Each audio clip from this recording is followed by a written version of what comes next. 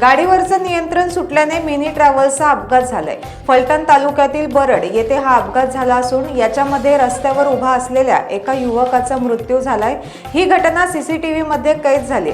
संत ज्ञानेश्वर महाराज पालखी महामार्गावर हा अपघात झालाय। पंढरपूरच्या दिशेने भरधाव वेगाने आलेल्या चालकाचे नियंत्रण सुटलं आणि त्यानंतर थेट डिवायडरला जाऊन ट्रॅव्हल्स धडकली। याच्यामध्ये एकाचा मृत्यू झाला असून ट्रॅव्हल्समधील 6 ते 7 जण जखमी झालेत, अशी माहिती स्थानिकांनी दिली।